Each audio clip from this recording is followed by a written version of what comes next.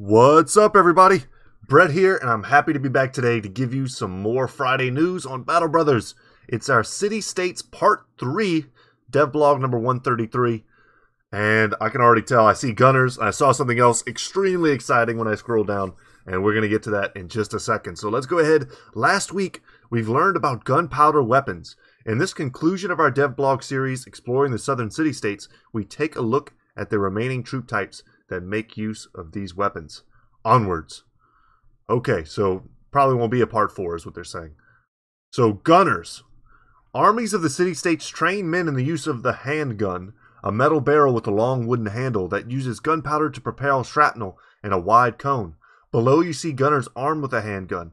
Its visuals have been revised since last week to make it more readily apparent that this is an unreliable early firearm and not some kind of blunderbuss. That's what I was thinking as well. It did have a very blunderbuss looking design, but I still thought it was very basic. This is better. I think I know what they're going for. They wanted it to look less like an easily reloadable, toteable weapon, and more of just like, it's basically a tiny cannon that they figured out they could hold on to if they attached wood to it, right? And that's what it is. So these guys look awesome. These helmets are very cool. I wonder what their level of protection will be. They look probably pretty low, but maybe it'll be something. I'm always looking for like a new best in slot, and I'm hoping to get something that's like a cool best in slot. Like probably won't be a crossbow because due to the range. But these guys, if the handgun range is much less than a crossbow, and it requires less vision, then let's say, of course, like a war bow, for instance, then you could potentially have heavily armored guys using handguns. So we'll see how that works. But because their weapons cover a cone, gunners excel against tightly packed enemy formations. But because their weapons also have a very limited effective range, they often have to position themselves right behind their own front line, leaving them vulnerable to polearms and firearms themselves. The city-states do not make use of traditional ranged weapons like bows or crossbows, but desert raiders, essentially the southern equivalent of brigands, make use of a new composite bow with advantages and disadvantages over northern bows. So composite bows, man, I could talk about this a little bit, but I know I'm going to butcher it. A composite bow is, when you think of like a typical northern bow, a war bow, you think of it being made out, it's a oftentimes what we would think of more like a long bow, right?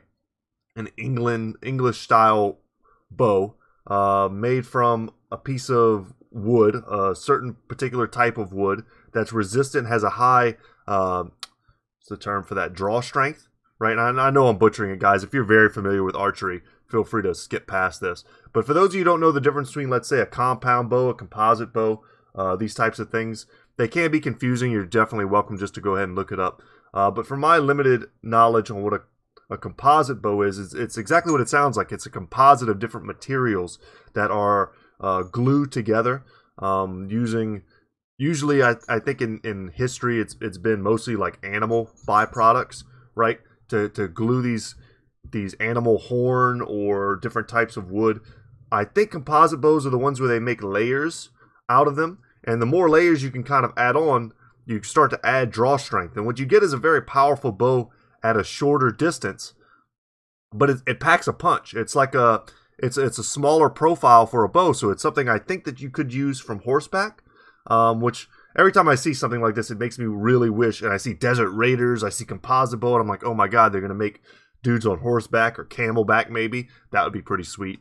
Very similar to like the goblins on the wolves. And that's kind of what I think. Short range, but packs a punch. You could probably represent that with better armor piercing values, but perhaps lower range than your standard bow. So it would probably have the same range as something like a crossbow, but perhaps with slightly higher accuracy. I don't know. I don't know how they're going to do that. So hopefully I didn't butcher that too bad. You guys aren't cringing. But that's just what I remember. It's been a long time since I looked into my weapons. I used to be a huge fantasy nerd buff as well as a history. I just sit down as a kid and just watch all the History Channel all day long. And I would learn a lot through that. But anyway, guys, let's get down to the most exciting part of this. Sorry for the ramble. Engineers. So I think I called it based on a tiny hint that they dropped in one of the previous dev blogs. Cannons. So let me just go ahead and read. Malnutrition slaves toil in the fields and quarries beneath a city of golden domes that reflect the glory of the Gilder. It's a city of architectural marvels made possible by the application of mathematics and engineering. These sciences are taught in several colleges between the city-states, and their graduates make for sought-after engineers. They devise intricate water pumps and fountains that create a private oasis in the gardens of wealthy citizens, and they produce mechanical toys that makes eyes go wide. But where a child sees a toy, a man with ambition sees what can become a weapon.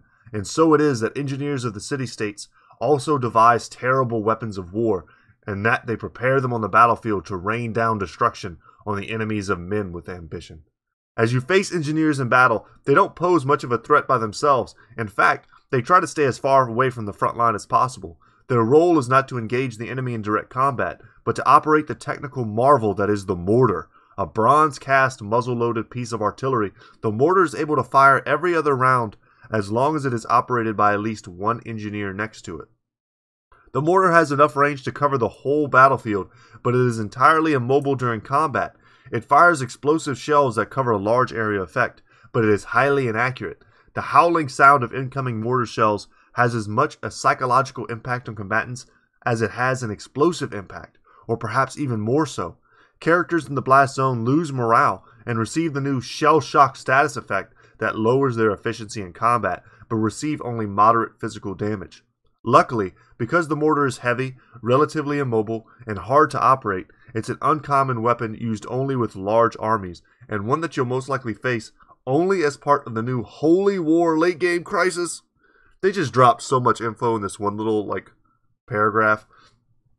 Holy War late game crisis. Amazing. That's something basically call it the Crusades, call it what you will.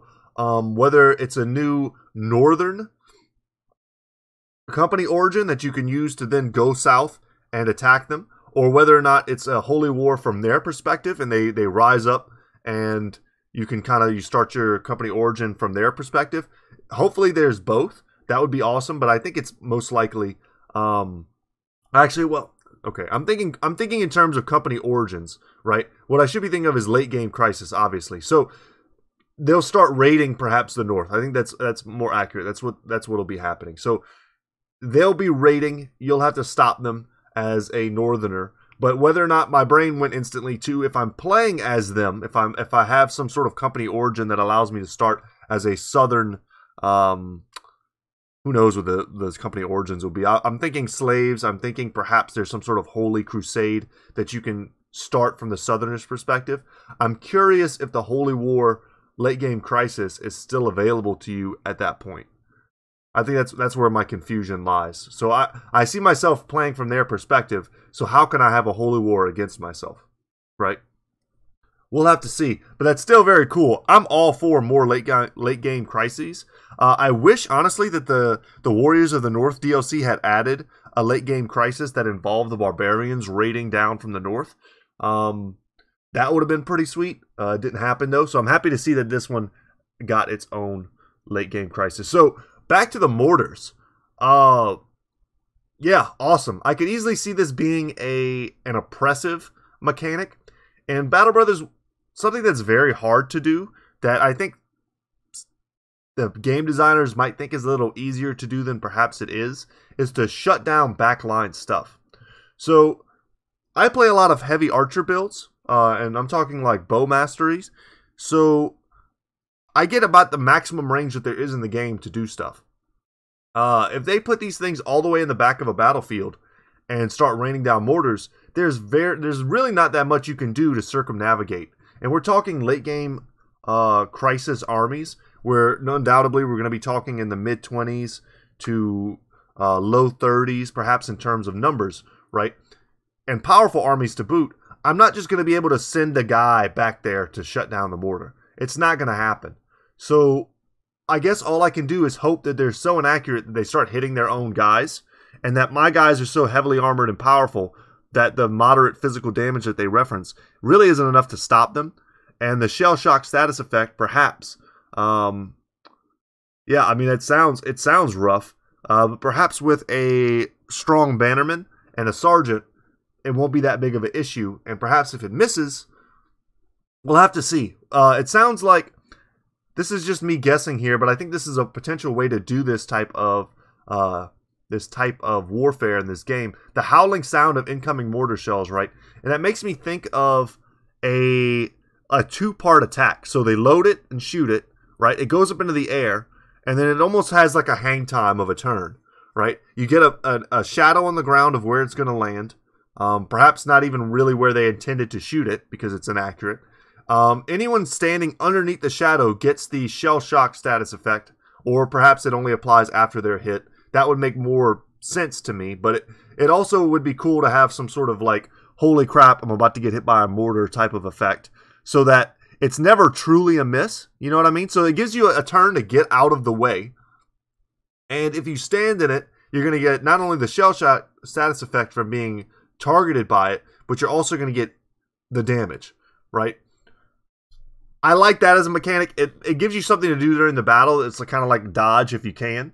But dodging in Battle Brothers is not easy. You need either pikes to push the enemy away. You need shield walls to push people away. Other than that, you're pretty much... Or footwork. You need footwork on everyone. Other than that, you're pretty much stuck being engaged with whoever you're fighting.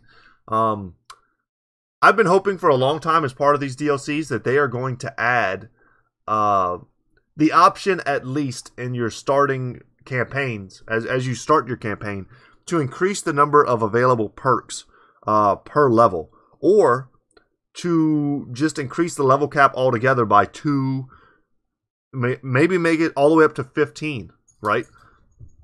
To me, that doesn't break the game. I would not use those perks to make super tanks. I mean, you could do that. It would be fun too. But I would use those mostly as utility perks. Get stuff like footwork, Pathfinder, rotation, bags and belts. All these different things that can help me to change the dynamic of the way I play. And I think the more enemies that get added to Battle Brothers and the more ways you're forced to play, we've got these big rock guys coming that are going to be somewhat unique. The Scrat, to me, are an incredibly interesting type of character in the game. You've got Unholds, you got all these different monsters and all these different men with, now you've got handguns to worry about and grenades, for God's sakes. So what I'm looking for is more ways to play. I'm looking for more viability. Like, I can make a super tank build. I can make a super tank death ball build where I've got 5 warbows in the back and I'm just machine gunning down guys when my front line just holds all day. I can do that, but I've done that before, right? I want to do new stuff. I want to be mobile on the battlefield, and I am hoping that there's a way to do that without me having to mod it, because if there isn't, when this DLC comes out, I've been considering looking for a mod that gives me extra perks and then using them up to what I think some of them go a little overboard. I don't want infinite perks. I don't want double the perks. I just want a couple more, and I can just use a particular mod, give myself a couple perks up until the point where I think it's fair, and then in the late game, you know, I'll have some strong but mobile and diverse characters, and that's kind of what I want to do. So anyway, guys, that's it for me today. This was a very cool update. Hopefully this is not the last of the dev blogs, unless they're ready to drop this DLC. I think it's just the last of the city-state. So hopefully we'll get some new information next week. I would love to know when this DLC is going to drop. That's my big thing. I would love to have a date.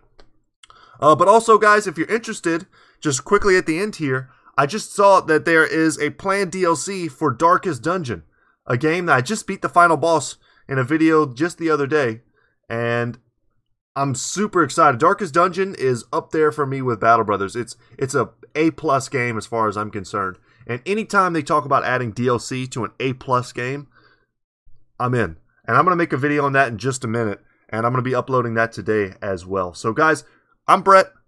My YouTube channel is Goodtalk Gaming, and I hope you guys are all out there staying safe. Hope you don't mind a little bit of my rambling. If there's anyone out there who wants to, I know a lot of you guys like to do this. You like to correct my historical inaccuracies, and believe me, I don't mind. If you want to leave a little link or something about bows, or even early mortars, something like that, feel free to do that in the comment section. I always appreciate that. I never want to get it wrong. I want to get it right. So, without any further ado, take care, guys, and I'll see you in the next one. Later, y'all.